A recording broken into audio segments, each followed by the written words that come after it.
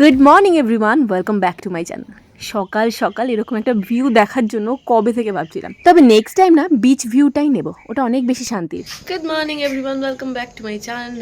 আমি না কোথাও বেড়াতে এলে সবাই অনেকক্ষণ ধরে ঘুমোয়, আমি কোথায় বেড়াতে এলে একদম ঘুমোতে পারি না। আমি উঠে গেছি হচ্ছে 5:45। এখন ভাবছি একটু বিচের ধারে যাব, চা খাবো। প্রত্যেক দিন তো ঘরে বসেই চা খাই, আজকে হচ্ছে বিচের ধারে চা খাবো। এখান থেকে আপনাদের দেখাতে পারছি কিনা জানি না, সূর্যটা দেখুন পুরো লাল হয়ে আছে, কি যে অসম্ভব সুন্দর।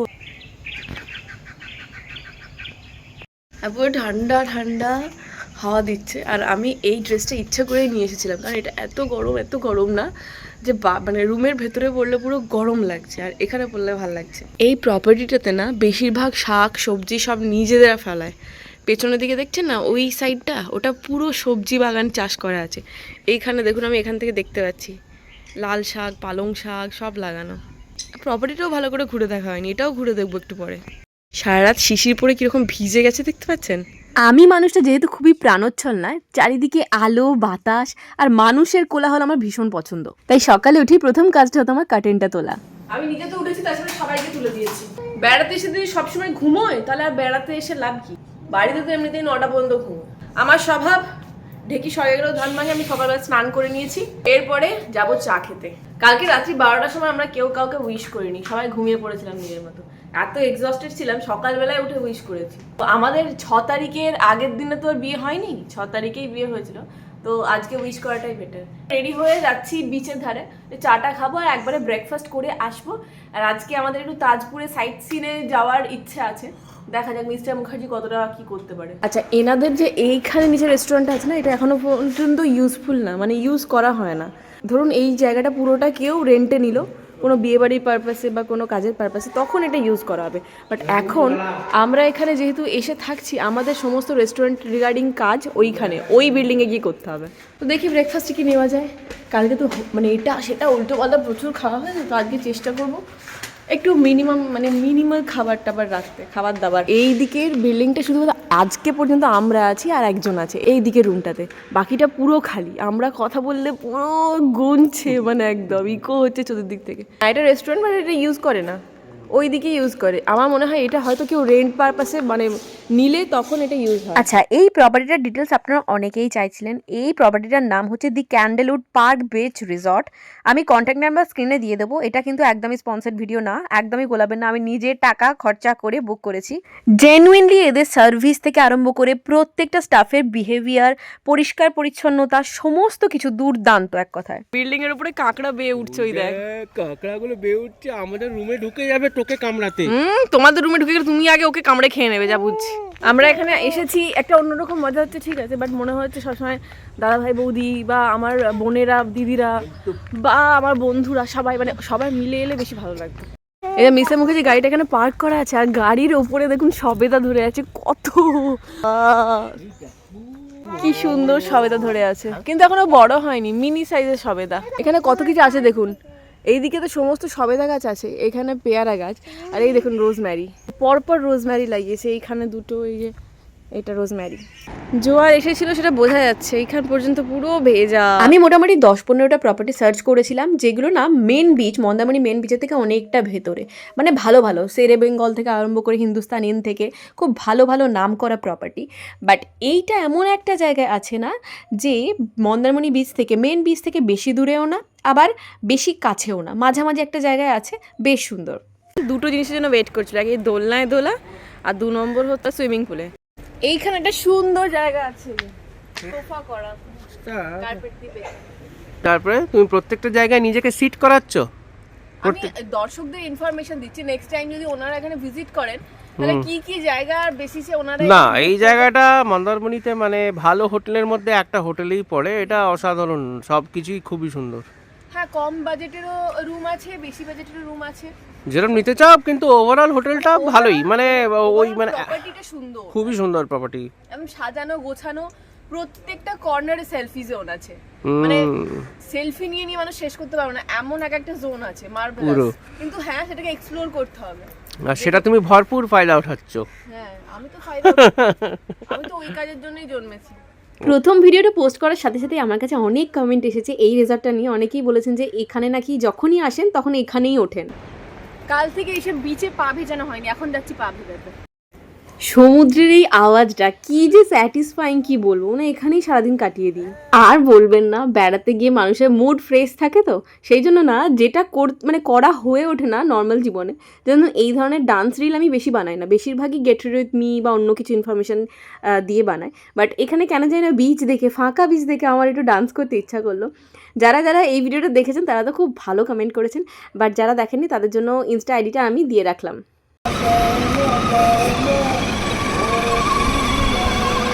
মেয়ে গাড়ি চড়ছে, আর দেখুন ওখানে মৌ মুখার্জি ফ্রম আরামবাগ কি করছে সমুদ্রের কূলে, এখানেও ছাড়ছে না, রিল চলছে মৌ মুখার্জি ফ্রম আরামবাগের।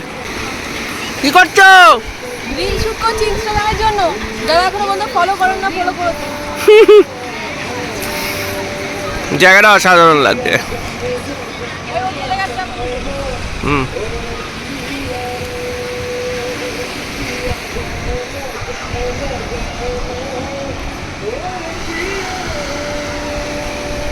এখানে এনাফ হয়ে গেছে, প্রচুর রিলস ফিল শুট করে নিয়েছি। এবার চলো নদী, চলো এসো, ব্রেকফাস্ট করার টাইম। এসো, সুন্দর ঠাকুরের নাম লিখেছে রাম, তাই তো? এসো, আমার মুছে যাচ্ছে।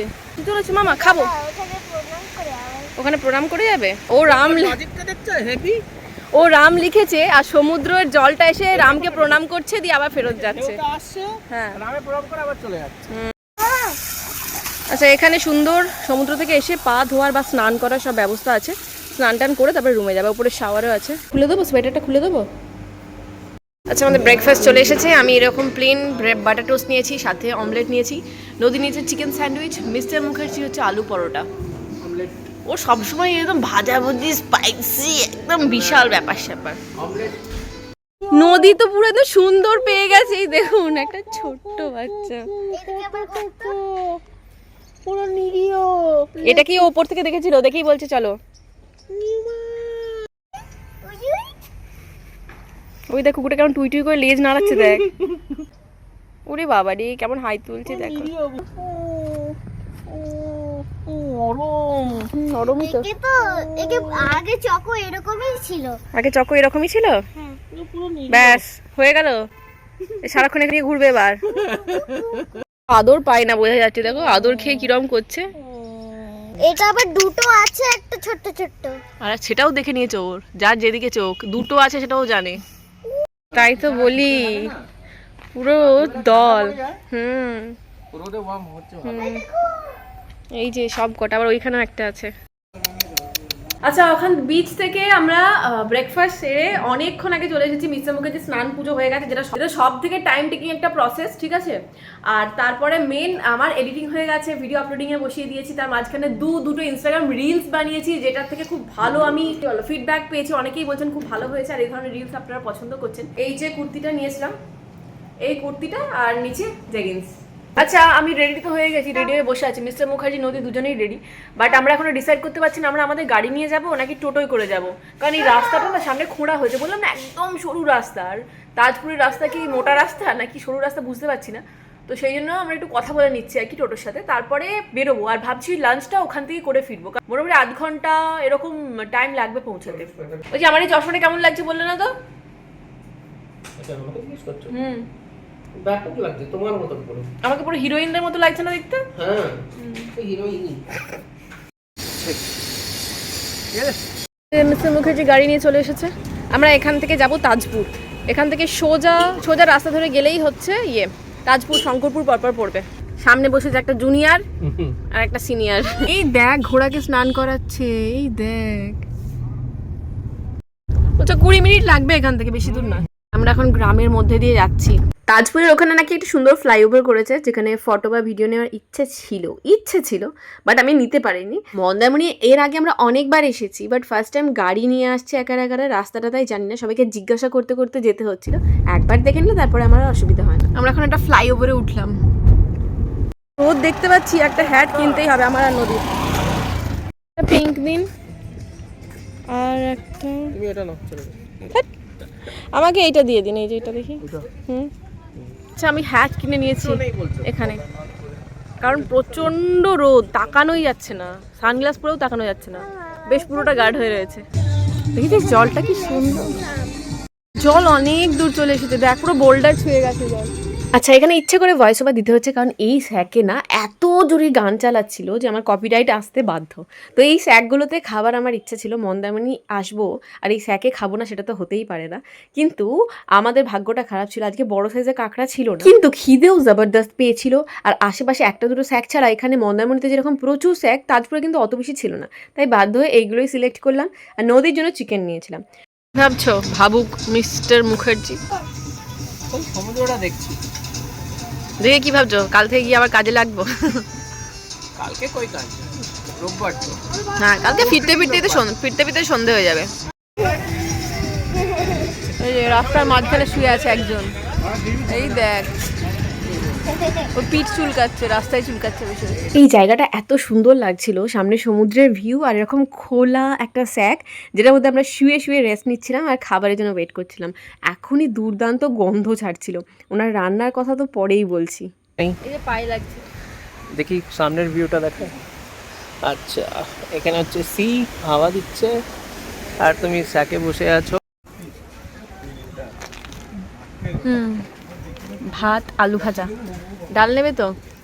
ওয়াও, ভিউটা কি সুন্দর আসছে। আমাকেও এখানে ডাল দিয়ে দিন। না দেবেন না, ডাল দেওয়ার দরকার নেই, ওকে ও চিকেন দিয়েই খাবে। তো আছে, আমাকে কাঁচা লঙ্কা 5-6টা দিয়ে দেবে। আচ্ছা, নদীর চিকেন চলে এসেছে এখানে। নদী খেয়ে দেখ কেমন লাগছে।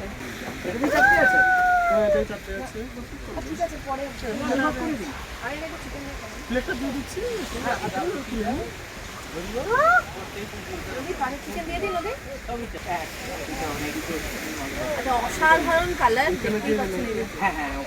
এটা হচ্ছে কাঁকড়া।